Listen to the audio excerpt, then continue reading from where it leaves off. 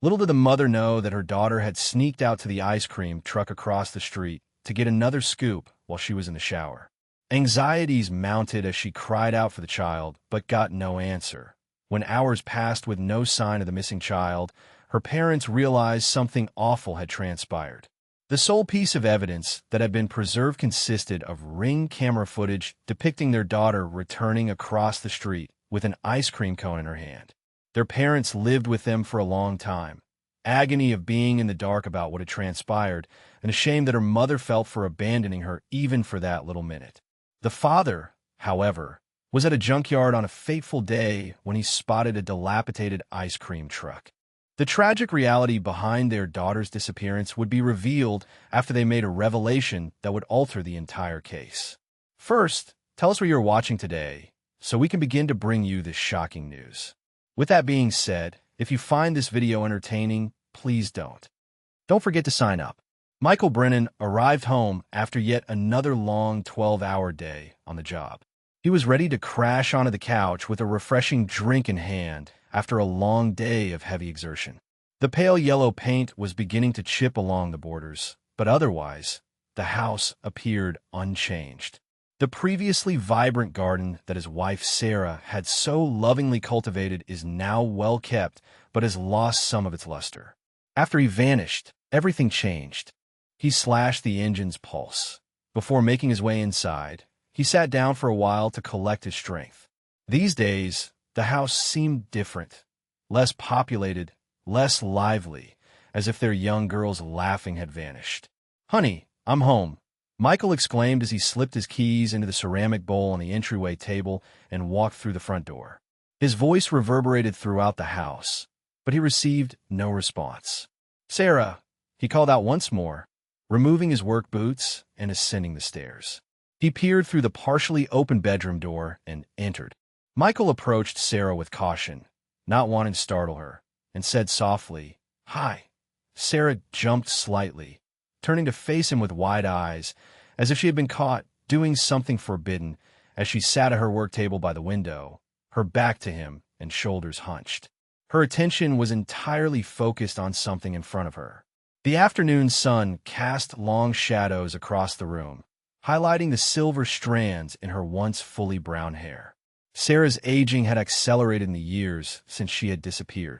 "What are you doing?" he said, his voice trailing off as he kissed her face. His eyes puffed out slightly, as if she'd been sobbing. "I didn't hear you come in," he apologized, his intention having been to startle her. "I just got off the phone with Officer Davis," she replied, her fingers nervously tapping the edge of the table. "Just researching." And with that, Michelle's heart sunk. Before the case fell cold, after a year of dead ends, Officer Davis was the primary detective on Aura's case. From now on, his calls were limited to polite updates, often with no fresh information to provide. Questioning, "What did he say?" despite being aware of the answer beforehand. Sarah paused, then cast her gaze downwards toward her lap. At that moment, Michael's heart raced as he saw the tablet on the table, its screen lit up with a picture he recognized. The final known recording of their daughter was captured by the Ring camera footage from their front porch. A little girl, dressed in her beloved Hello Kitty pink attire, eagerly held out her melted strawberry ice cream cone, her smile shining as she cracked it open. Poised at the entrance, as if bursting with enthusiasm to pour forth her happiness. A tiny echo of her mother's voice resounded within. Aura disappeared before anyone could figure out what happened or why she stepped off the porch a few moments later. Michael let out a heavy sigh as he noticed his wife's old habit coming back. Observing it once more, Sarah, she held her finger over the screen to halt the video. "Something seems to be lacking from my understanding. Perhaps I will realize it if I see it again." That video has been watched hundreds of times by the police. Licensed expert. Every frame has been examined by analysts. A hand ran across Michael's receding hairline as he spoke. "My darling, this isn't good for you. No more self-inflicted suffering. Oversimplify the concept of health." An unexpected sharpness in Sarah's voice caused her to snap. "Who is this?" "It's our daughter. The search must continue." "The search is ongoing." "In fact, are they?" A mix of wrath and agony shot across her gaze. "Michael, it's been 6 years. 6 years. Their focus has shifted to other matters. They would also not stop searching if their child went missing. The combination of Michael's weariness from work and the old annoyance of this ongoing disagreement caused his patience to grow thin. "I don't know." Sarah jumped up, the tablet tumbling across the bed. "And what do you think you're going to find that trained investigators couldn't?" was her response. He attempted to maintain composure by lowering his voice and saying, "That's not fair. I'm not pretending she didn't exist." However, he still couldn't go about his day as if she didn't exist. Having fond memories of our daughter is one thing, but fixating on her is quite another. Dissipation to the extent that it interferes with daily existence. "Oh, Michael, what a life. How am I going to survive without her?" Sarah sounded somewhat nervous. "A life lived, the one we must continue to exist." Around them, Michael signaled, "Payment of bills is still required. Housekeeping is still necessary. Going to work every day is still necessary for me. What am I to expect from my wife when I go home?" "Ignore it." Suddenly, Sarah's expression was betraying her. He emphasized the importance of being fully present and realizing that our sorrow cannot swallow us entirely. The tension between them was palpable. They're both determined to win. At last, Michael whirled around and reached for his wallet on the dresser. With her voice suddenly low, Sarah questioned, "Where are you going?" "To do something that actually matters," he responded, quickly remorseful of his harsh comments. He spoke more gently. "By chance, I stumbled over a car ad at Wilson's junkyard. That repair fee would exceed the automobile's value, and our car is nearing the end of its life. If I attend, I should be able to obtain it because the ad was just posted a few hours ago, right now." With a gentle touch, Sarah dabbed at her tears. "I apologize. Another argument? I didn't intend to start one." Down drooped Michael's shoulders. "I apologize as well. Your struggle is evident, equally challenging for me, but with a twist." He came around the corner and delicately gathered her into his embrace. They remained motionless for an instant. During the same storm, two individuals are adrift. He said that the junkyard is not far away. "The bus will do." Sarah gave him a shoulder-to-shoulder nod. "Use caution." Down the stairs, Michael could feel the old burden of their collective sorrow weighing heavily on him. On occasion, he pondered whether they would ever reconcile, returning to their pre-shattered selves from that bright day 6 years ago. Michael was transported to Wilson's junkyard via bus, which took approximately 20 minutes and passed through increasingly industrialized sections of town. Perched on the periphery, the junkyard was encircled by an imposing barbed wire-topped chain-link fence. Overhanging the uneven surface was a weathered sign that read Wilson's Auto Salvage and Junkyard. The vestibule. Long shadows stretched across the gravel lot when Michael disembarked from the bus in the late afternoon. The yard looked like a mechanical graveyard with its heaps of rusty metal and abandoned cars, reflecting the heat. Hot metal, oil, and rubber wafted into the air. The entrance door to Michael's little office jingled as he pulled it open. From behind a disorganized desk, an older man with thinning hair and oil-stained overalls peered out into the room. "Assist you?" the man inquired, putting aside. The man's face lit up with recognition as he referred to what seemed like an inventory ledger. "I'm here about the sedan you advertised online," Michael responded. "Posted a few hours ago. No one has ever seen it before you. Frank Wilson here." "Michael Brennan, I own the place," he said, extending a calloused hand. The two briefly shook hands. "Could I come take a look?" he said. Frank retrieved a set of keys from a wall rack and guided Michael into the yard via a side entrance, saying, "Sure thing. It's out back." The dusty sedan sat among a row of decrepit vehicles. From a distance, it appeared mostly intact, but up close, there were noticeable dents along the driver's side and a crack running across the windshield. Frank popped the hood and said the front end was in decent shape, and the engine was salvageable. The previous owner had it totaled because it was sideswiped, but there was still plenty of life left in the engine.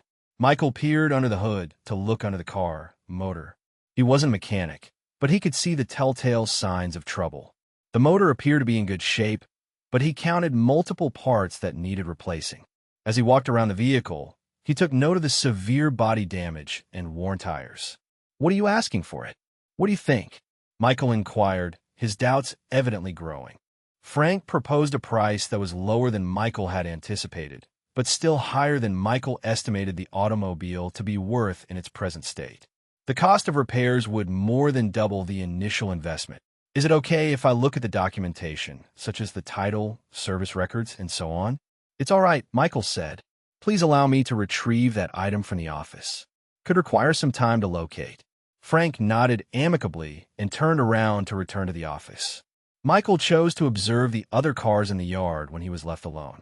Perhaps there was something else that was lacking in listing but was in better condition. He meandered over piles of vehicles, some of which were missing wheels or even front ends. The junkyard took on a rather lovely post-apocalyptic quality as the late afternoon sun shed an almost golden light across the metal terrain. At the far end of the yard, Michael rounded a corner into a more private portion and came to a sudden stop, his body stiffening up. He felt as though his lungs were being emptied of air. An ice cream truck was partially concealed behind a dilapidated delivery van. Not any old ice cream truck, either. The artist used a huge fiberglass brush to create unique swirls of pink and blue on this one. Atop it rests an ice cream cone. The colors and pattern remained distinctive even after years of weathering. Michael couldn't help but think about the time, 6 years ago, when he was in the station reviewing security tape from a corner store close to their house. An ice cream truck was spotted sitting across the street in the blurry black and white footage. Ira, a diminutive person, approached it a few moments afterwards. Her disappearance was confirmed by this final sighting of his daughter. The clue about that truck had been vital. Authorities had released notices for it in 3 different states, but it had mysteriously disappeared up until this point. Michael cautiously approached the truck, taking stock of it from every angle. His heart raced with anticipation. The one-of-a-kind paintwork, the gigantic ice cream cone top. According to the police reports, it was an exact match. What he recalled from the surveillance footage was even mirrored by the side-mounted service window. Did you find anything intriguing? When Frank's voice came from behind him, Michael leaped. As he stood there, clutching a manila folder, the junkyard owner. Doubtful expressions on one's face. This vehicle, Michael remarked with a strain in his voice. For what amount of time have you kept it? With a subtle look of disinterest, Frank cast a sidelong glance toward the ice cream truck. That dated item? For some time now. More aggressively than he meant to, Michael demanded to know when and from whom you had obtained it. Frank's face became more angular. My clients and my vehicle's personal information cannot be divulged to complete strangers. Statement on personal data protection. With each stride, Michael approached the man. Forms pertaining to the vehicle. Entirely disregarded. I lost track of my daughter 6 years ago. It is quite likely that she was last spotted in close proximity to this very ice cream truck. For a long time, the authorities have been trying to locate it. Frank kept his mouth shut, even though his eyes enlarged a little. If you fail to disclose the information that I require, Michael persisted, maintaining a low and composed voice. I'm contacting the authorities immediately, and they will receive the details regardless. A nervous spell ensued between them. Frank lowered his shoulders slightly and breathed at last. For a couple of. He ran his fingers through his receding hairline and reminisced about a time, 2 or 3 years ago. This guy paid me to do it for him. Desired its disassembly. He announced his intention to leave the industry. Did you take it apart too? As if in protest, Frank shook his head. Disregarded the task altogether. I was hoping the materials could have some value. No one ever wanted to buy the ice cream truck parts, even though it had a stainless steel interior and a good engine. Shrugging, he went on with his day. Ever since then, it has merely sat here. Is the man who brought it in anybody who you can recall? Which one is he? How did he appear? Years had passed. Frank objected. Dozens of cars pass by this spot monthly. Michael retrieved his mobile device. I will then contact the authorities. As a sign of submission, Frank raised his hands. All right. Give me a moment to consider. He froze, his forehead wrinkled in deep thought. The details are hazy at best. Black man in his middle years, perhaps in his 40s or 50s, paid with cash. My recollection ends there. The sight of his daughter's laughing voice and the way she spoke flooded Michael's thoughts as he gazed at the truck. While summers were scorching, she would plead for ice cream.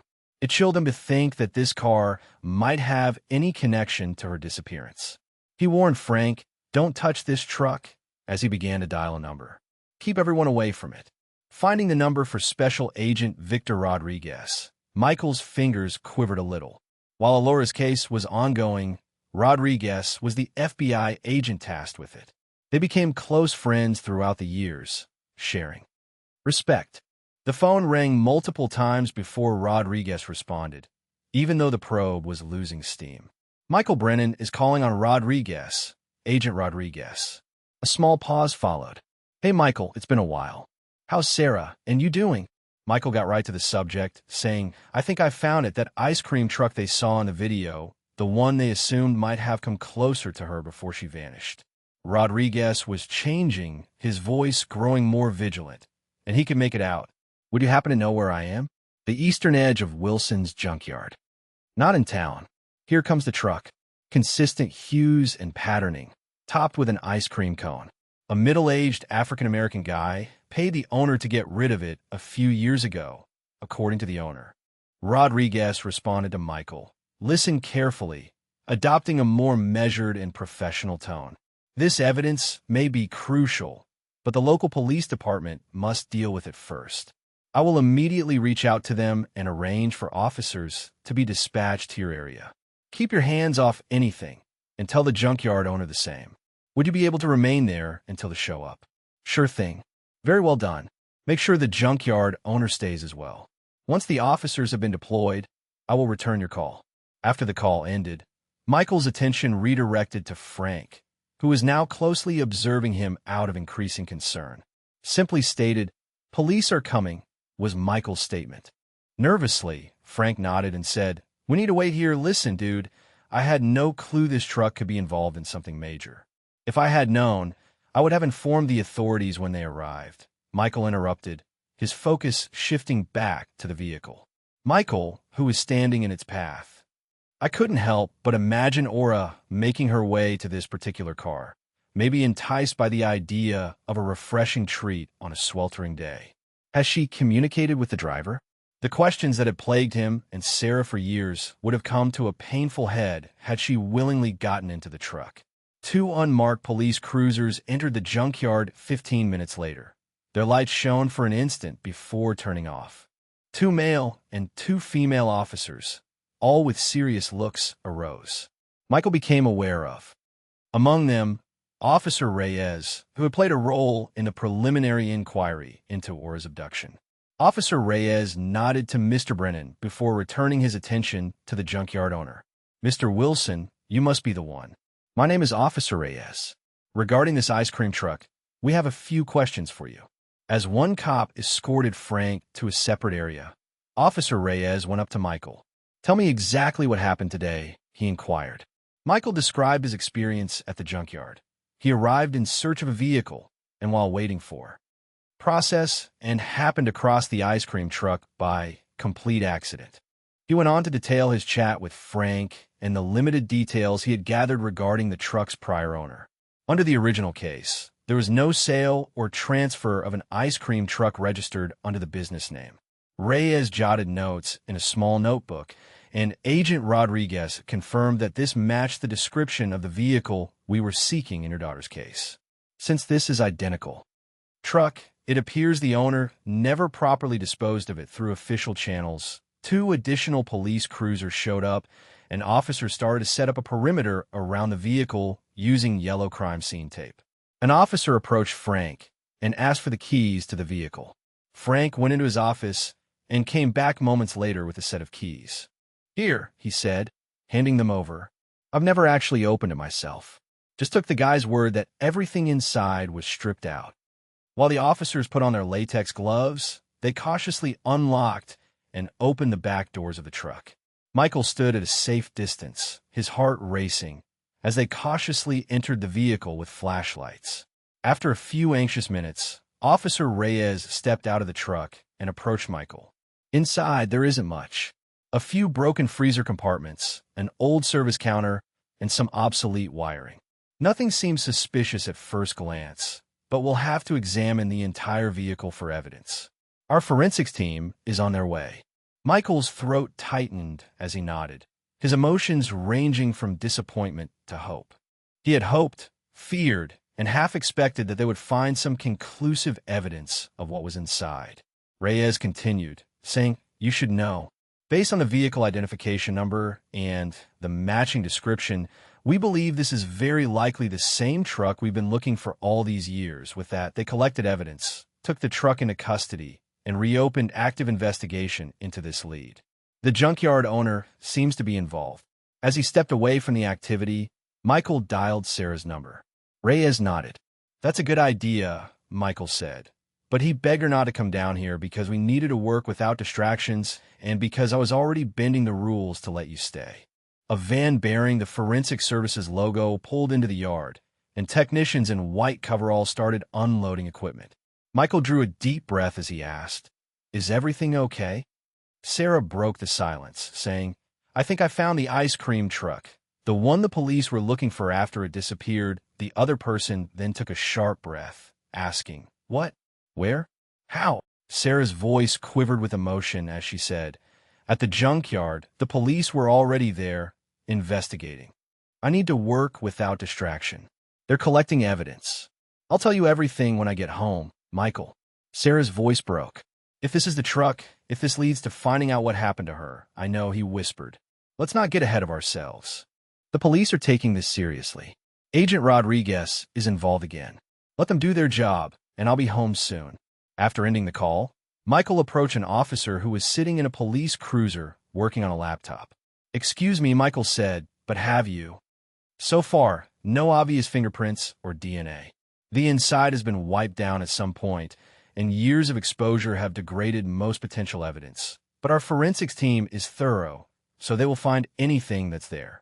The officer glanced up and hesitated for a moment before answering. "We just confirmed through comparison with the original footage that this is almost certainly the same vehicle we were looking for.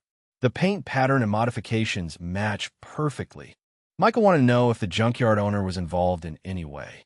The officer shook his head and said, "Honestly, not likely. We questioned the owner thoroughly, and he has been cooperative. He showed us all the security footage he had, but his system only keeps recordings for 90 days, so anything from years ago is long gone." Michael said, "That's consistent with what he told us. The man who brought the truck in was middle-aged and African-American." In his statement, the truck was delivered through the rear entrance of the junkyard, which can be seen on his security cameras, though the faces are too distant to be clearly discerned. "We'll have to improve the footage, but it doesn't bode well." Michael ran his fingers through his hair, a mix of frustration and adrenaline still coursing through him. After 6 years of disappointments and setbacks, he had learned to be realistic. However, the significance of discovering the truck was huge. It had to have some significance. Mr. The officer's tone softened as he spoke to Brennan. "I know this is challenging, but it could lead to a significant improvement." As the forensics team painstakingly examined the ice cream truck, the vehicle that could finally shed light on his daughter's disappearance, Michael nodded and watched. Suddenly, he noticed movement at the entrance of the junkyard. A yellow taxi had pulled up, and a familiar figure, Sarah, was getting out. His heart sank. This happened despite his explicit. In spite of her mother's warnings, Sarah insisted on coming to the scene of the crime. After paying the driver, she ran frantically toward the police tape, her pale face and wide eyes filled with a mixture of hope and fear as she beheld the ice cream truck surrounded by police officers and crime scene technicians. Michael reacted swiftly to stop her from approaching the scene of the crime. "Sarah, what are you doing here?" he asked. "He warned you not to come," his voice betraying his increasing anxiety, rather than furious. While staring intently at the truck off in the distance, she held onto his arm hard. "Michael, I couldn't stay home and do nothing. This won't work." "Do you mean that? Has it changed hands?" Michael grimaced and nodded. "It is their belief. It is identical to the one seen in the surveillance tape, according to the police." Sarah quickly reached for her lips as she choked back a little cry. There it sat, abandoned and forgotten, in a junkyard all these time. How is that even conceivable? Michael placed his arm around her shoulders and confessed, I don't know, owner asserts he acquired it through some time back, but I never got around to scrapping it. With an air of professional neutrality and a twinge of empathy in his eyes, Officer Reyes approached them. I know you have a legitimate reason to be here, Mrs. Brennan, but you must not enter this scene of an ongoing investigation. I had to come, Sarah declared, her voice suddenly more forceful. There might be clues regarding my daughter in that truck. I see. Yes, Reyes acknowledged with a nod. I get it, but preventing contamination as we gather proof is our top priority right now. An area to work in is required by the forensics team. What have you discovered? Dear Sarah, urgently requested. Absolutely nothing. We're being thorough, Reyes said in a courteous manner. We're searching for any signs of proof, even though the truck was empty of any personal belongings. Textures, genetic material, identifying fingerprints. It takes time to process these things. Once again, Sarah felt the usual pangs of sadness as her shoulders drooped ever so little. Michael knew it by heart. Both of them had been through far too many high dreams followed by devastating disappointments. Police officer Michael wanted to know what the next step was in the investigation. What I mean is, in order to conduct a more thorough forensic investigation, we will seize the vehicle. For more information on the individual who brought it in, we are also searching the junkyard's records. This fresh development has prompted Agent Rodriguez to reactivate resources for your daughter's case. As he turned around, Reyes saw the bustling crime scene. At least for the time being, this is all that is required of you. We will keep you informed if additional information becomes available. We have your contact details on file. Michael softly drew Sarah nearer to him as he nodded. Much obliged.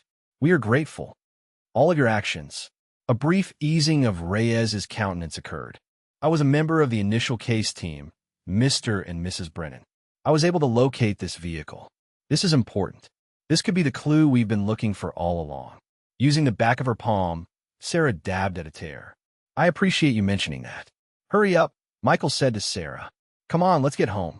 The cops need to go to work. We've exhausted all other options. On their way home, they hailed a second cab and sat quietly, clasping hands securely each, preoccupied with their own ideas. Feeling the tension, the cab driver refrained from trying to strike up a discussion. As soon as they crossed the threshold of their home, an odd feeling of relief enveloped them. They finally have something to tie what happened to, which could lead to answers after years of speculation. Sarah remarked, I can't believe you found it, as the two of them sat at the kitchen table, their cups of coffee still out. Funnily enough, even after all this time, I can't stop considering the sheer number of. If that truck had remained on the road, it could have been seen more times, Michael continued, his voice dripping with frustration. However, a junkyard on the outskirts of town was where it was concealed. Sarah whispered as she weighed her options. Do you think, she asked with a hint of hesitation, do you think this means we might finally find out what happened to her? Michael extended his hand across the table to hold hers. Sarah cautiously smiled and squeezed his hand, saying, I hope so. This is the biggest lead we've had in years, Michael. I feel like I'm able to breathe normally again, as if we are finally breaking free from this awful moment after 6 long years of stagnation. They sat down to an evening of speculation, theory, and hope. For dinner, they ordered takeout from their favorite Italian joint, which they hadn't done since before everything went missing. It wasn't exactly a party, but brought back a long-lost energy to the house. Michael then led them into the living room to watch a mindless comedy show. Sarah snuggled up on the sofa next to him, her head resting on his shoulder. The comforting embrace felt like returning home after a long absence. I'm sorry about earlier, Sarah whispered during a commercial break. About the argument, and for showing up at the junkyard after you told me not to. It's okay, Michael responded, running his fingers through Sarah's hair. The tension that had been there dissipated as they fell into a comfortable silence. With the words, I understand why you came. I would have done the same thing. From their earlier that day interactions, fading away due to this unexpected turn of events. After years of being torn apart by loss, They were finally brought together by a shared sense of optimism. They began to feel the effects of the day's emotional weariness as the evening wore on. With each passing minute of the TV show, Michael felt his eyelids getting heavier. Beside him, Sarah's breathing had already deepened, suggesting that she had dozed off. Because he couldn't bring himself to wake her, he just lay there, soaking in the solace of her company, and the glimmer of optimism in his soul puts him to rest. He went to sleep for the first time in 6 years with a glimmer of hope that they could find answers about their daughter's disappearance. Michael silently promised in his final seconds of awareness that they would uncover the truth at any cost. Michael was startled awake and confused. A low-volume infomercial was still playing on the TV. At 11:42 p.m., the cable box displayed the time. As he extended the tension in his neck from the uncomfortable stance, he became aware that Sarah was absent from his side. "Sarah!" he yelled, his sleep-deprived voice hoarse. That was all. Presuming she had retired to her bedroom, he turned off the television and limped up the stairs, his body weighed down by fatigue. The happenings at the junkyard were surreal at this point, yet the rekindled optimism persisted. Their bedroom door was ajar, letting light into the hall. Michael thought Sarah would be asleep as he pulled it wider, yet there she sat, her desk lit up by a blue light. Her intense expression as the light from her computer screen illuminated her face. "Oh, Sarah, what on earth are you up to?" Nearly midnight has passed. Startled by his sudden appearance, she glanced upward. There were too many things going through my head for me to get any sleep. With a quick glance at her computer screen, Michael drew nearer. Aerial image of Wilson's junkyard was displayed on Google Maps, which she had opened. Public documents pertaining to Frank Wilson were retrieved by her in an additional tab. He inquired, "What's all this?" despite his uneasy feeling about the situation's trajectory. "Dear Sarah," returned to the screen and began to navigate through the many tabs. "Frank Wilson is being investigated by me. When I saw him today, I got the impression that something was off." With a groan, Michael ran his fingers over his hair. "Sarah, this is being handled by the police. All things pertaining to the truck, including Wilson, are under investigation. But supposing they fail to notice anything?" Michael knew the intense intensity in Sarah's eyes, the same look she would have whenever she became preoccupied with a new thought or clue regarding her disappearance, and how they shone with brightness. During my time at today in the junkyard, I noticed that he was really apprehensive and avoided making eye contact. He was understandably anxious. A probable link to a kid abduction has the cops encircling his business. Sarah was adamant that it was deeper than that. "Michael, my sense about people has always been spot on. That is clear to you." With a gentle touch, Michael reassured Sarah, putting his hand on her shoulder. "His interrogation by the authorities has been thorough. His capture would have been imminent had they had suspicions of his complicity. See this," she proclaimed, disregarding his rationalization efforts. 3 years ago, she retrieved a news story from her hometown. The charge of vehicle registration fraud led to Frank Wilson's arrest. Vehicle identification number, VIN, changes and false papers were among the items he sold. Michael drew nearer to read the piece. In fact, Wilson was fined and placed on probation after his conviction for the fraud scheme. According to Sarah, this shows that he isn't beyond engaging in illicit activities. Imagine if he had more information about the ice cream truck than what he's divulging to the authorities. In what scenario? Does he have a hand in this? You've taken quite a leap, Sarah. Arrested for auto fraud does not constitute kidnapping. I'm not implying that he did, Sarah added, her voice furrowing in exasperation. Could it be that he is aware of who did it? Can we assume he is defending someone? Michael, for a long time, the vehicle sat in his junkyard. How many years? All the while, we have been in pain, wondering what became of our daughter. Michael felt a wave of exhaustion as he sat on the bedside. All of this will be investigated by the police. They are restarting the investigation in light of the truck's discovery. They need to be allowed to execute their work. They were absolutely fantastic for the last 6 years. Sarah spoke with an angry tone. Alora was no longer considered. We would still be in the same position if you hadn't visited that particular junkyard earlier today. No, that is unfair. With each clue in hand, they pursued it. Thanks to this new clue, I can see that Frank Wilson isn't quite right. Returning to her computer, Sarah continued to scroll through search results. Rising to his feet, Michael's patience. Becoming quite skinny. Bedtime for me. Like me, you should. We are both completely worn out, and it will serve no use to remain up all night researching a man who is already under police investigation. Her gaze remained riveted on the television, and Sarah made no attempt to answer. Sarah, go to bed, Michael told Sarah. Soon, I will be there. Her tone, though, left no room for doubt. From past experience, he knew that she would continue researching until she was completely exhausted. She was in the midst of one of her spirals. Over the years, Sarah's obsession with a new angle had occurred numerous times. On theory, spending nights trying to piece together data, only to reach a brick wall. He wished he could continue to reason with her, but he was exhausted. The day's emotional ups and downs had exhausted him. In the end, he proclaimed, "Don't stay up too late," before slipping under the blankets and into bed. Already absorbed in her book, Sarah mumbled something in decision-making. Even though Michael was extremely tired, he still had trouble falling asleep, even as he became increasingly aware of the quiet keystrokes as Sarah typed, with a rare click of her mouse. The noises eventually faded into the background as he dove further into his slumber. Aside from the soft light from the digital clock, which showed 2:17 a.m., his bedroom was pitch black as he woke up again. There was no one else on the bed except Sarah, and the computer was turned off. He spoke out, "Sarah," as he rose to his elbows. The hallway and restroom did not respond.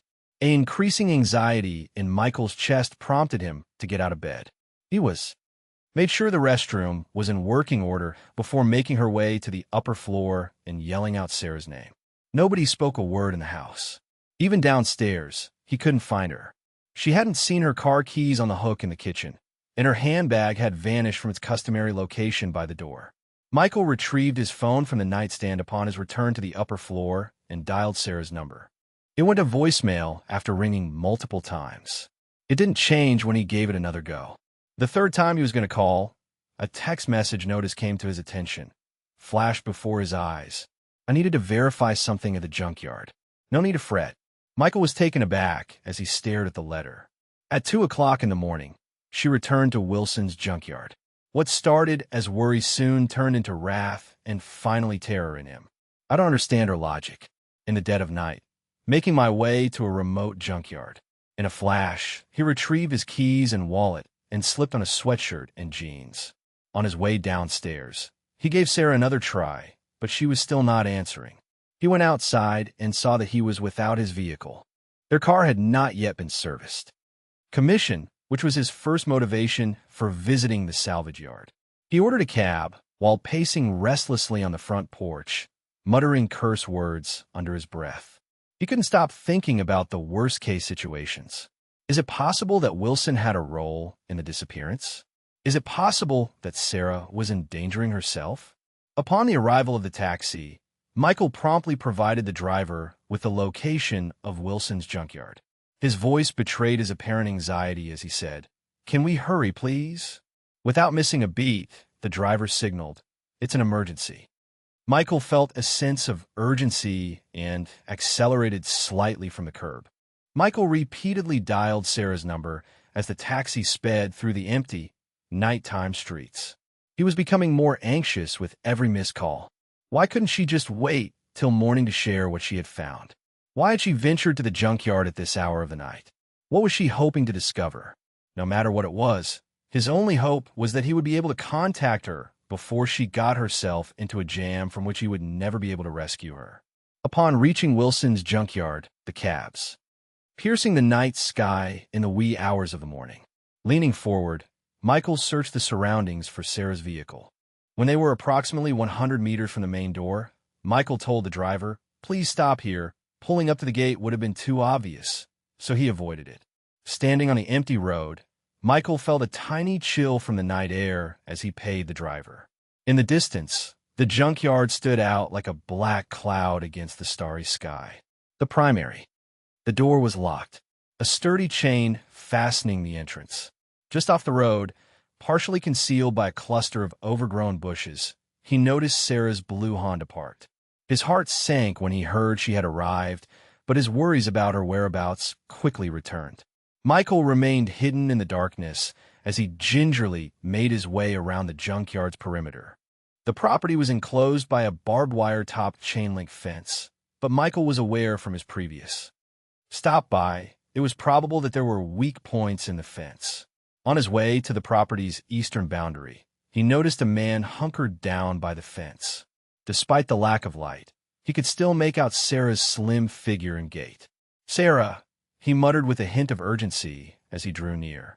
She spun around, her expression one of complete disbelief. "I don't understand why you're here, Michael. Where am I going? Come on, what brought you here?"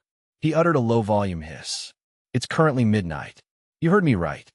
In response, she murmured, "I had a feeling about Wilson," and she pointed to the junkyard. At 2:40 in the morning, his office lights are on. Unless he's meeting someone or trying to hide something, why is he here? At the front of the junkyard stood a little building, and Michael cast a gaze in its direction. As a matter of fact, the window's illumination threw yellow rectangles onto the gravel outside. Michael insisted that, although acknowledging its unusualness, it had no significance. Is he on the go with paperwork, or does he reside on the real estate? "Sarah, this is trespassing in any case. Before we get arrested, we should depart." "I'm staying," Sarah declared with conviction, "especially when we're almost there with the solutions." "Near what?" "This is being handled by the police. The vehicle is now in their possession. Police are looking into Wilson's case." "Keep quiet." Out of nowhere, Sarah reached over and yanked him down to sit next to her. "Pay attention." Michael looked in her direction till he reached the junkyard's rear entrance. Slowly making their way down the access road to the rear gate, headlights materialized. A black car approached, its engine. The power goes out, but the lights stay on for a second before turning off again. Getting out of the vehicle, a towering figure strode purposefully toward the back gate. They could barely make out a man in the dim light of the headlights, but features were blurry from so far away. The man quietly crept inside the gate, which had evidently been left open, and made his way to the well-lit office building, where Wilson was likely waiting. "You see," Sarah said, her voice quivering with a combination of terror and vindication. "There is a development." Michael couldn't help but notice anything fishy about this gathering at midnight. "We should still not be in this situation. We could be in jeopardy if these individuals are up to no good." Sarah continued, "We need to get closer," disregarding his worry. "We must pay attention to what they are saying." Sarah had already begun to make her way along the fence line toward what seemed like a lower portion before Michael could stop her. She deftly swung herself up and over, then gently lowered herself to the floor within the trash dump. Michael said, "Sarah," in a desperate whisper. He had no choice but to follow her over the fence, a painful experience made worse by the moment his jacket brushed against the wire at the top. They stealthily made their way through the junkyard, dodging heaps of scrap metal and piled upon mounds of wrecked cars. Two figures could be made out through the partially drawn blinds of the office building, which was situated approximately 50 meters distant. Sarah quietly moved ahead, signaling Michael to come along. They walked around the office building till they reached a window on the side. It was slightly ajar, probably to allow air to circulate in the stuffy room. From where they were standing, they could make out sounds fading into the night. And strange, deep voice said, "Told you to get rid of it years ago," with a clear tone of wrath. "To make the truck vanish, I paid you a big penny." The response came from Wilson, who sounded guarded and a little scared, "But I tried, guy.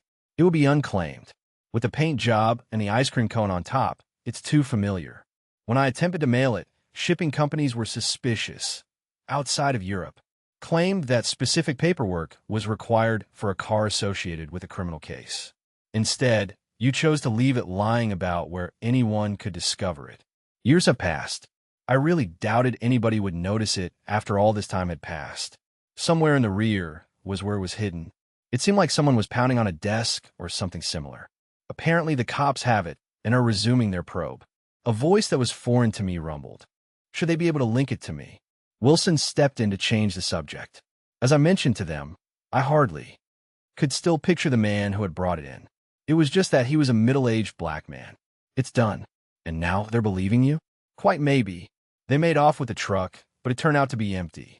Inconclusive results. I ensured that many years ago. Sarah and Michael looked at each other in disbelief. Their greatest concerns were validated by this discussion. Knowing it had criminal ties, these men buried the truck on purpose. The TOA. Sarah strained her neck to hear better through the window. However, her weight changed while she did this, and she ended up pressing next to the building's weathered iron gate. Rusted from years of weathering, the hinges made a deafening creak sound that sliced through the stillness of the night. There was a sudden halt to the discussion within. "What on earth was that?" the strange voice asked. In response to the question, "Is someone there?" Wilson remarked, "Probably just an animal," yet his voice betrayed his anxiety. Sarah yanked on Michael's sleeve and said, "Let me check." Her eyes betrayed her despair. Their next move had to be swift. Clutching her away from the glass, Michael drew her in, and they ducked behind a stack of wares down as the door to the office swings open. Carrying a flashlight, Wilson emerged from his house and illuminated the yard with its beam. He yelled out into the night, "Who's out there?" before they were even visible. "This is private property." Michael and Sarah stayed motionless, barely able to breathe as the light shimmered over their concealed location. Squeezing Michael's hand hard, Sarah's hand found his. They could make out the sound of the other man getting his belongings as he paced about the office. "I am departing," he declared. "Make this right, Wilson.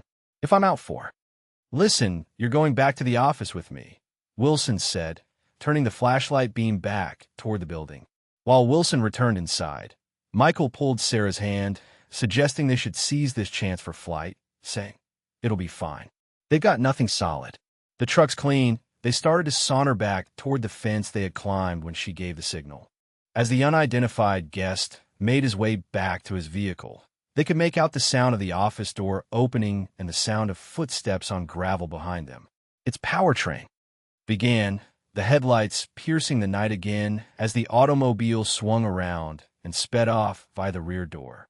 With shaky fingers, Sarah dialed 911 after previously retrieving her phone. "I must report questionable behavior at Wilson's junkyard," she muttered into the phone as they neared the gate, her voice clear and low. As the 911 operator explained, "I overheard a conversation about hiding evidence related to a kidnapping case. My daughter's kidnapping case." Pressing worry, the seriousness of the issue conveyed by her voice. "Are you in a safe place, ma'am?" said the woman. "We're outside the junkyard now," Sarah muttered, looking back to make sure no one was following them.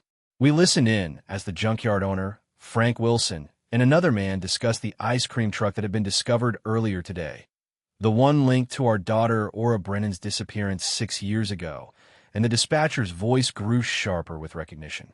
"The Brennan case? I see it," he said. "We have the second person's information in our system. Could you see his face?" It was too dark to tell, but they were talking about hiding evidence and how the truck was deliberately hidden here. The dispatcher assured her that officers would be at her location in about 5 minutes. "Stay put if it's safe, or go somewhere safer if you feel threatened." The night was strangely quiet as they waited, with only the faint sound of distant machinery to break the stillness. Highway traffic was the only sound. Michael embraced Sarah's shoulders, providing comfort and support. "It's unbelievable that we overheard them discussing it," Sarah said, her voice a blend of shock and relief. "That truck sat there for years, knowing exactly what happened to Aura." "We don't know what they know," Michael warned, his heart racing with suspicions. "But they definitely knew the truck was evidence in a crime." Moments later, a flash of blue. A pair of police cruisers silently made their way toward the junkyard as red lights popped up in the distance. For officers, their serious expressions betraying their assessment of the situation, stepped out of the cars. Among them was Officer Taylor, a tall woman with short brown hair. "I understand you witnessed a suspicious conversation regarding evidence in your daughter's case." Sarah promptly recounted what they had overheard, while Michael included details about the unknown visitor and, "You mentioned the visitor was planning to leave." Did you see which direction he went? He left through the back entrance, I think. Headed east. I think. Officer Taylor nodded to her colleagues. Two officers moved toward the junkyard entrance while she continued questioning the Brennan. The car was a dark sedan, likely black or navy. I couldn't make out the license plate, but it looked fairly new. Perhaps a Lexus or high-end Toyota. Stay here, Officer Taylor told the Brennan firmly. We'll handle this. Sarah clutched Michael's hand as they watched the officers cautiously enter the yard, firearms at the ready. The office light was still on. Officer Taylor gave the order to be on the lookout for a dark sedan leaving the area. There may be a connection to the Brennan kidnapping case. The other officer was already using bolt cutters to remove the chain on the gate lock. Within moments, they had access to the junkyard. We have detained Mr. Wilson, Officer Taylor informed them. Based on your report and his initial responses to questioning, we have reason to believe he was complicit in concealing evidence related to your case. Minutes passed in tense silence. Then they heard raised voices followed by the crackle of radio communication. Additional police cruisers arrived, their lights illuminating the entire area. Officer Taylor paused, then continued with careful professionalism. During questioning, Mr. Wilson revealed that the visitor was named Marcus Ditt. We have run his information through our database and discovered he has prior charges related to child exploitation. Sarah's hand flew to her mouth, stifling a cry of distress. This is regarding the daughter's case. Sarah gasped softly, leaning against Michael for support. Michael then asked, "What about the other man?" "We have issued an Amber Alert for the vehicle you described. All units in the area are on alert." Michael stood firm, determined to be a rock for both of them. "We're sending units to DeWitt's last known address right away," Officer Taylor continued. "Considering his past charges and the link to the ice cream truck, he's now our main suspect in your daughter's abduction." The enormity of the situation hit Michael like a ton of bricks. Finally, after 6 years of fruitless searches and dwindling optimism, they had a suspect, a lead, something. There's something. Officer Taylor added something else, her expression becoming slightly more subdued. "We've also dispatched officers to conduct a comprehensive search of DeWitt's property. If there is any proof of Aura's whereabouts," or she paused, her words chosen with care, "the possibility that she might still be there, we will discover it." The implication lingered between them. After all these years, there was finally a chance that Aura might be alive. "I believe it would be prudent for you to appear at the station to provide a formal statement." Officer Taylor went on, "We'll need a detailed account of exactly what you heard tonight." Michael nodded, his throat too tight to speak, but his head nodded instead. With her face contorted in agony, Sarah quavered at his side. Michael managed to ask, "Can we follow you there?" At last. With the junkyard now bathed in police lights and bustle, Sarah abruptly halted and turned to Michael, saying, "Of course, we'll escort you." They continued on their way to the car. "What if, Michael, she is still alive?" Her scarcely heard voice was brimming with a delicate optimism that was nearly too terrible to recognize. "Suppose we track her down this evening." As Michael's eyes welled up with emotions, he drew her into an embrace. Whispering under his breath, he said, "Let's not get ahead of ourselves," even though his heart was jumping with joy. One step at a time, sitting silently in their car, they silently followed the police cruiser as it flashed its lights and headed towards the police station. The once familiar path through town appeared altered, as though the whole fabric of reality had been upended. In the distance, other police cars continued on their way to the address that they had learned was Marcus Ditt's. When they arrived at the station, they were directed to an interview room and asked to describe what they had seen in great detail.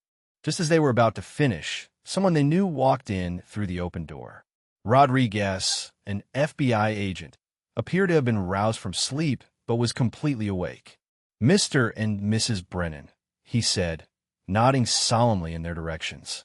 An agent retrieved a chair from across the room and said, "I came as soon as I heard. We've had a major development in the case." Away from Sarah and Michael, his demeanor remaining neutral in a business setting. Michael felt his pulse quicken, though, because of the fire he radiated from his eyes. Sarah leaned forward and questioned, "What's going on?" Because she was worried. "We did find Marcus did," Rodriguez repeated, confirming the discovery.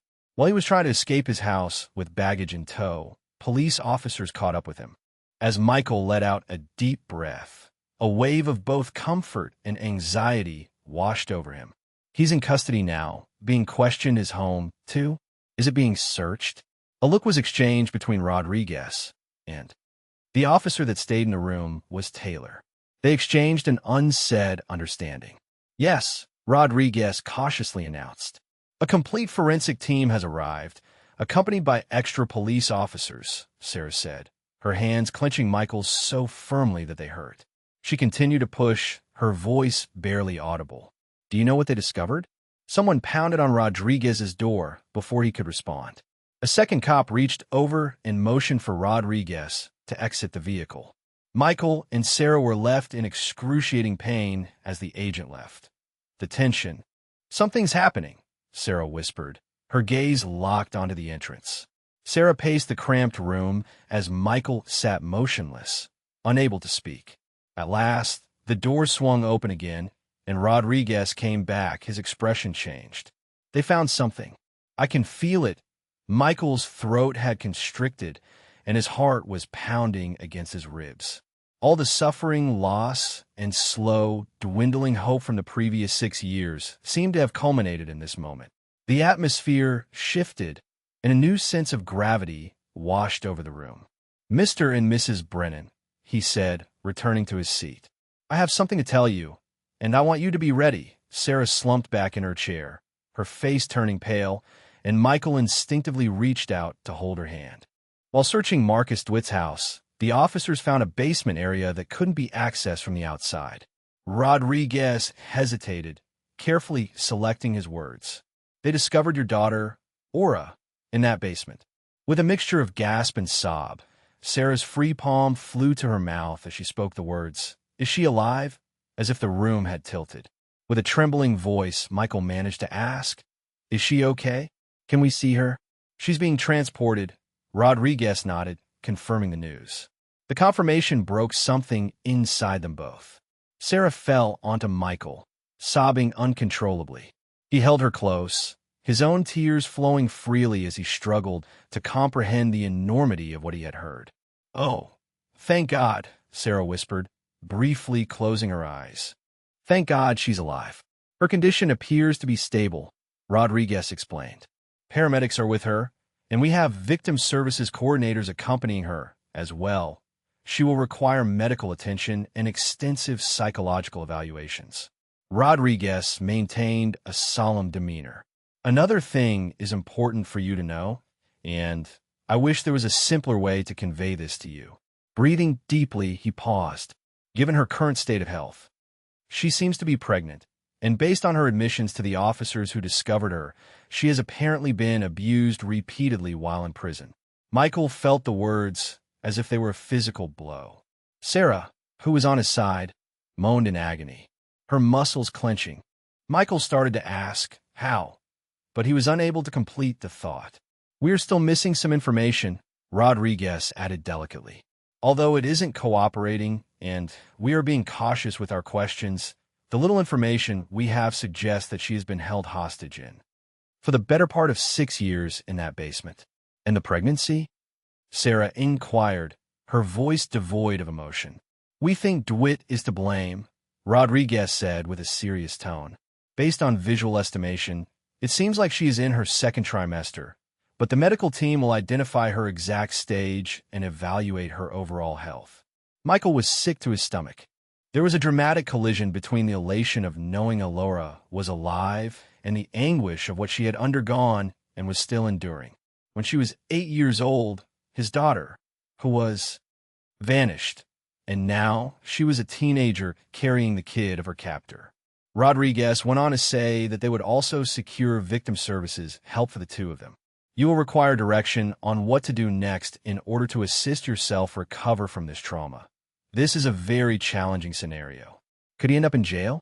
Out of nowhere, Sarah inquired. Her voice abruptly hardened in a way that Michael had never heard before. "Why did he harm our daughter? Will he ever make amends?" We have the truck, Wilson's word, and most significantly, the fact that we found Alora in his house. Thus, Rodriguez reassured them that DeWitt would likely face numerous life terms due to his criminal background. The district attorney is already planning to file charges against him for a slew of crimes, including abduction, false detention, child endangerment, and more. The monster who had stolen their daughter's youth would pay for his crimes. Michael nodded, trying to focus on this one little compassion. When will we be able to see her? As soon as possible, Rodriguez assured him. She ought to show up, he added, his voice becoming more steady. Throughout the following 20 minutes. You can find her in the peaceful chamber we've prepared for you. However, I should get you ready. She has endured an unspeakable horror. She might not respond as you anticipate. Fear, confusion, or even apathy could be affecting her. Captivity for an extended period of time has a significant psychological effect. Sarah answered, "We understand," as she wiped away her tears. "All we want is to see her, to reassure her that she's safe now, and to let her know that we've never stopped searching for her," Rodriguez said, his normally distant and professional manner melting a little. Regarding what? It's worth noting that when the officers informed her that they were taking her to see her parents, she understood. She inquired if they meant her mom and dad. That's encouraging because it shows that she remembers you and her life before the abduction. This little detail tore a hole in Michael's heart. He felt a mix of gratitude and grief that his daughter had survived her nightmare by remembering them. The following 20 minutes were a whirlwind of paperwork, preparations, and meetings with victim services. Michael and Sarah clung to each other, firmly believing in the seemingly impossible possibility that their daughter would return to them. At last, there was a soft tap on the door. Officer Taylor stepped inside, her expressions solemn but compassionate. "Mr. and Mrs. Brennan, Aura has arrived. She's in room 4 with the medical team and our child psychologist. If you're ready, you can see her now." They stood huddled together, their legs shaky, and Sarah nervously smoothed her hair. Hands, as if getting ready for a black tie event instead of the most momentous milestone of their lives. "Just remember," Officer Taylor whispered as she escorted them down the corridor. "Think it slowly. Interactions should be guided by her." Michael's heart raced as they waited at a door marked with a plain 4. He could hear voices inside, muttering something about professionalism, calmness, and medicine. Officer Taylor softly knocked. Michael and Sarah entered the room, and it felt as though time had stood still. Their daughter, Aura, sat on an examination table with a blanket draped over her shoulders. She had grown into a teenager, with darker eyes and higher cheekbones, reminiscent of Sarah's mother. Her longer, disheveled hair contrasted with her paler, thinner face as compared to the round-cheeked girl in the Ring camera footage. Underneath the blanket, their memories were relived, and Sarah's pregnant belly could be seen clearly. Looking up at them, Ira's eyes widened with a mix of recognition and something else, maybe fear or uncertainty, but also a glimmer of hope.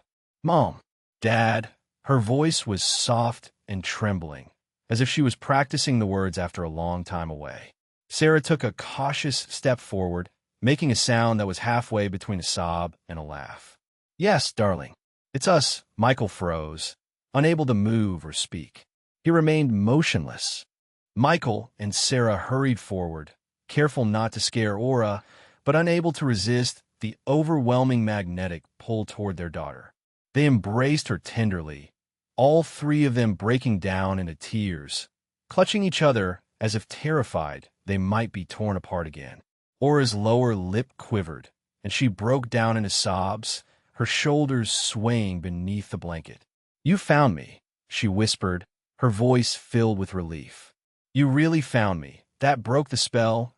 Michael and Sarah hurried forward, careful not to scare Aura, but they couldn't resist the overwhelming pull toward their daughter. "As soon as possible." "We never stopped looking for you," Sarah assured Alora while caressing her hair. "Never. Not for one day," Michael added, his voice heavy with emotion. "You're safe now. We're going to take care of you. Everything's going to be okay." In that moment, Michael allowed himself to believe those words, despite the many challenges that lay ahead and the trauma and pain that they would all have to process. Their daughter was alive, she was home, and they were a family again. Nothing else mattered. After the emotional reunion, the medical staff gently emphasized that Aura needed to finish her examination and get the care she needed. The Brennans were escorted to a different room, where they could relax on sofas and drink coffee and water from a small table. Agent Rodriguez and a woman introducing herself as Dr. Martel, a psychologist who specializes in trauma recovery for abduction victims, arrived shortly after. First, I want to say how truly remarkable this outcome is. Dr. Martel began, her voice filled with surprise, soft, businesslike voice. Recovering a victim of a long-term abduction is extremely rare, particularly after all these years. You've overcome incredible odds, Michael quietly agreed, still trying to wrap his head around the idea of having Alora back. Sarah sobbed beside him, her cries appearing to never end. It is my hope that we can discuss what the next few days and weeks will bring as she finishes her medical evaluation. None of you will find this easy, and it's critical that, Dr. Martel said. We'll do whatever she needs, Sarah stated firmly, assuring that you are ready. Anything that can aid in her recovery, Dr. Martel said with a gentle smile. That's the perfect attitude. However, I must emphasize that the path ahead will be filled with challenges. Aura has endured 6 formative years in captivity, where she was manipulated, isolated, and abused. Her perception of the world, relationships, and even herself has been deeply impacted. Michael timidly inquired, will she ever be the same? Dr. Martel's expression, compassionate but truthful. No, she won't be the same child you lost 6 years ago. That's something you'll have to accept. But with the right help, therapy, and your love, she can recover and live a fulfilling life. Agent Rodriguez leaned forward, looking serious. While Dr. Martel is helping you with the mental aspects, I need to talk about some practical matters related to the case and what happens next. Of course, Michael said, trying to concentrate. As you may have noticed, Aura is pregnant. Taking a deep breath, Sarah asked, what are our options? Dr. Martel gently interrupted, saying, at 5 months, the pregnancy is well advanced, but there are still choices to be made. What's most important is that Aura is given appropriate counseling and support. Rodriguez proceeded cautiously, saying that, based on our preliminary assessment, she appears to be approximately 5 months along. This presents additional challenges both legally and personally. Rodriguez acknowledged the need for genetic testing to establish paternity and provide further evidence against DIT, but emphasized that the safety of Aura will take precedence in any analysis of this evidence. Michael wanted to know what was going on with the case, and Rodriguez clarified that Marcus Ditt is exercising his right to remain silent, but that there is physical evidence against him. We discovered the basement, where Aura was kept soundproofed with multiple exterior locks. There are restraints and surveillance equipment, all the telltale signs of a long-term captivity situation. Sarah briefly closed her eyes, as if attempting to escape the mental images his words conjured. Rodriguez continued by saying that the junkyard owner, Frank Wilson, is being more cooperative. Wilson admits that DeWitt paid him a substantial amount to dispose of the ice cream truck covertly, without official paperwork. He denies knowing. I won't make excuses. There were failures in the initial investigation. The junkyard wasn't within our search radius, and there was no specific intelligence linking Wilson to the case. It wasn't prioritized for investigation. Additionally, the truck. He knew the crime it was connected to was serious, so he accepted the payment. And the police never suspected Wilson's involvement, Sarah asked, her tone accusatory. Rodriguez's expression flickered with discomfort.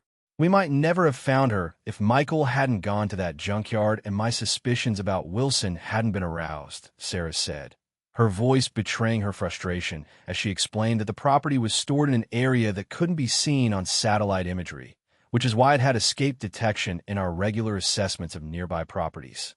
You're right, Rodriguez said, with a candor that caught them off guard. A full investigation of the handling of this case will be carried out by the FBI and local authorities, and all I can say is that I am really sorry about that. Michael put a soothing touch on Sarah's arm, and explain the steps to take to avoid future mistakes of this kind.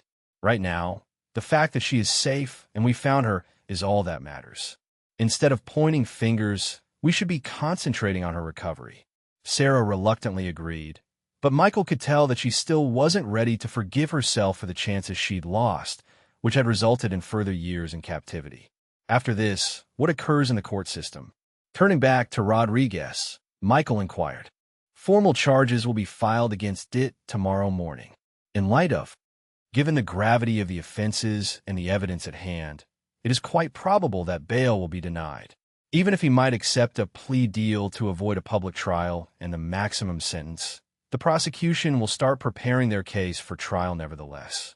Sarah firmly stated that she was not interested in a plea bargain. I hope he has to face the consequences of his actions in court. The harshest penalty conceivable is what I seek.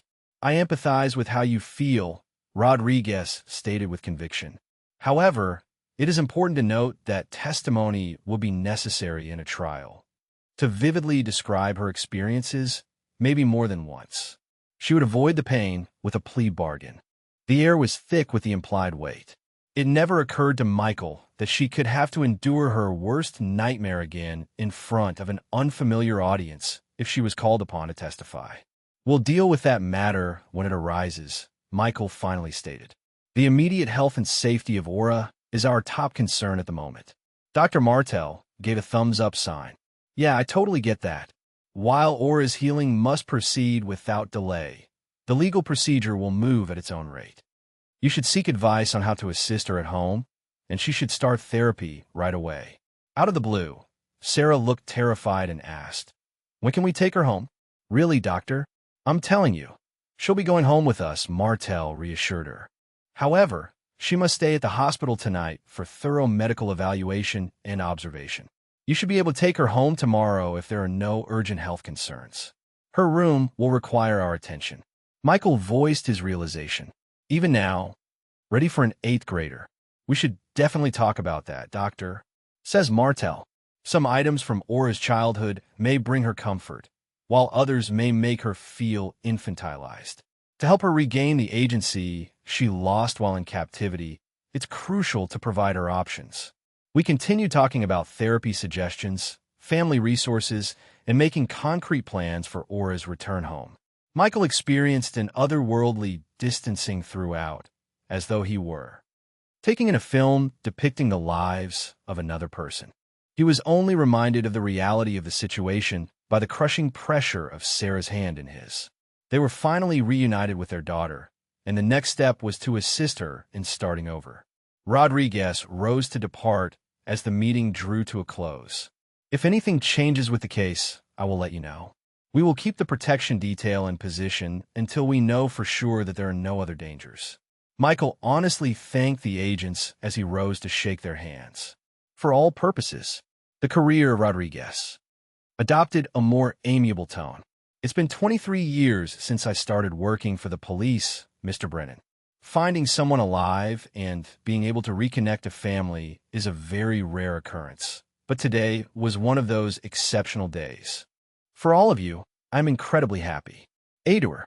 Dr. Martel still went above and above after Rodriguez left to address their concerns and give them the materials they needed to ease Aura's return home. She said she will meet with them again tomorrow, before they could depart from the conference room and make their way back to the treatment area. With a fierce gaze, Sarah abruptly shifted her attention to Michael. "We're going to overcome this," she declared with a subtle but determined tone. "No matter what, we're all in this together." Michael drew her near and kissed her on the head. Michael and Sarah were ultimately granted permission to meet Allura again after a series of discussions with medical staff and psychologists. Yes, we are one day at a time. She was discovered in a serene examining room, dressed in fresh hospital attire, with moist hair evident from a recent shower. The change was understated, but important. Her expression had changed from haunted to exhausted and uncertain. After taking Brennan's blood pressure, a compassionate nurse smiled encouragingly. "Soon, Aura's doctor will be here to go over her treatment plan. Right now, I'll let you have some space." Mike and Sarah cautiously approached their daughter after the nurse left, remembering Dr. Martell's warning not to show her too much physical attention unless she asked for it. "How are you feeling, sweetheart?" Sarah sat down next to the bed and gently inquired. As her fingers tinkered with the blanket that enveloped her lap, Aura softly shrugged. Weary and bewildered. My doctor was quite inquisitive. Michael emphasized, his words picked with care, that it would help them take good care of you. They just want to make sure you're healthy. They drifted into a quiet, awkward silence, brimming with unspoken questions and feelings. As if scanning for danger, Michael couldn't help but notice how his eyes kept darting to the door, such as plotting our way out. "Aura," Sarah timidly whispered, "could you kindly fill us in on what transpired on the day you vanished if you are in the mood to do so? If you find it too challenging, there's no need to." As if gazing into the past, Aura's gaze became more distant. "I remember some parts," she said after a brief pause. "Not all of them." Looking at one other, Michael and Sarah were both eager to learn, but wary of pushing too far. Unprompted, I stated that I wanted ice cream. That day it was very hot. Music was being played by an ice cream truck. Earlier, I requested that you conduct. "Mother, you were in the shower, but you had money." With her eyes filling with tears, Sarah nodded. "It is etched in my memory. Just wait for me to finish. I warned you, yet I wasted no time," Aura said with a hint of shame flashing over her cheeks. "Even with the quarters for my allowance, the amount I had on hand was insufficient to purchase 2 ice creams. For you two, I was thinking about getting one." In an effort to muffle an audible cry for help, Sarah covered her lips. I explained to the ice cream vendor that my mom was really busy and that I didn't have enough money. Little Aura's voice grew quieter. Claimed he'd throw one in at no cost to me. Inside the truck, he said I could choose from a variety of exotic flavors. Michael mustered up the composure to keep his daughter safe from the predator, but he was consumed by anger and sadness at the prospect of his daughter being taken. "Then he changed," Aura said, her eyes narrowing as she looked down at her hands. "He got different, angry. He closed the door and started driving. I wanted to scream, but he said it would hurt me if I made noise." "Oh, baby," Sarah whispered, her voice quivering with emotion. "He took me to his office. House, the basement." Aura's voice got robotic, like she was quoting someone else. "He claimed you expelled me because I wasn't good enough to listen. He claimed you no longer wanted me." Michael, unable to contain himself, interrupted. "We have spent every day for 6 years searching for you, Aura. Never." A glimpse of her former self was in her eyes as she looked up at him. I could tell he was lying. I believed him for a while, but then I realized he was. "He wasn't nice to me," Michael continued, his voice carrying a chilling understatement. "He did bad things. He said I belonged to him now." Sarah reached out tentatively, and when Aura didn't pull away, she placed her hand gently over her daughter's. "You don't have to tell us everything right now." Michael felt relief that his daughter had somehow known they would never abandon her. "We can discuss it when you're ready," Aura said with a nod that conveyed relief. Michael said with conviction, "That's right. He's been in prison for what he did to you for a very, very long time. The police said he's in jail now. Never again will he do harm to you or anyone else." When did her hand inadvertently go to her enlarged belly? The infant, though, there was an aura of mystery around the subject, because no one was quite ready to deal with all the consequences it carried. Sarah spoke gently, saying that they will work it out together. "No matter what you desire or require, we will be here to back you up." There are those who can relate. The doctor informed Laura, "It's a girl," and Aura whispered the news softly. The insight and empathy conveyed in this comment astounded Michael. "I've been thinking about her. She didn't do anything wrong. Even if he did, his daughter had managed to keep her empathy intact through all she had been through." "No, she didn't," Sarah said in slight agreement. Sorry to hear that. Aura's eyes welled up with tears. "I was worried you wouldn't want me back because..." Michael drew near and gently took her hand, saying, "Listen, I'm different now because of what happened," he continued. "You are our daughter. Nothing could ever change that. Nothing that happened to you, nothing that man did, nothing about this pregnancy, nothing changes how much we love you," Sarah added, her voice steady through her tears. "We love you completely." Aura's composure finally broke, and she began to sob, deep, wrenching cries that seemed to originate from the very depths of her being. "It's okay," Sarah whispered, running her fingers through Allora's hair. "Just let it out." Michael and Sarah sprung into action, encircling her as she let go of 6 years' worth of grief, fear, and isolation. "Here we are. We're staying put." Aura spoke somewhat despite her weeping. "Before, I would fantasize about being rescued and returning home. Imagine if I told you were on the hunt for me. I wish you could locate me one day." With a wave of his own voice, Michael reassured her that we were searching, day in and day out. Within a whisper, Aura revealed her knowledge. Looking at your faces, I can tell." The hospital room seemed to melt away as they hugged each other for what seemed like hours, and their family, wounded but strangely still whole, started the long road to recovery. Over time, Allora's tears dried up, and she was overcome with fatigue. They might resume their reunion tomorrow when they brought her home, the doctor said, adding that she needed to rest.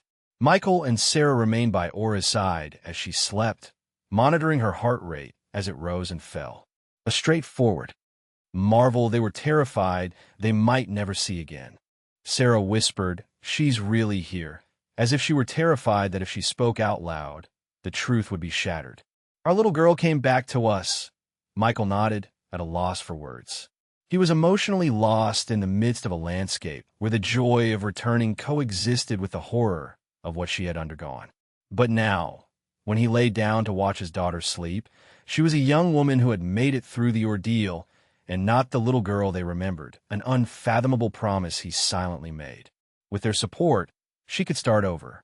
No matter what she faced, nightmares, treatment, legal fights, or decisions regarding her unborn child, they would love her through it all. In the face of this unexpected truth, they would have to relearn what it meant to be a family. A doctor said, "We should let her rest," as he approached the edge of the room. Sarah nodded, leaned down to plant a light kiss on his forehead, and said, "You can come back first thing in the morning. We'll have her discharge papers ready." As they grudgingly left the room, Michael slung an arm around Sarah's shoulders, finding solace in her company, and said, "We love you, Aura. You're safe now. Sleep well, sweetheart. We'll be back soon." There were many unknowns and difficulties in the future, but one thing was definite. Despite insurmountable obstacles, their daughter had made it back to them. They were committed to facing whatever lay ahead as a united front.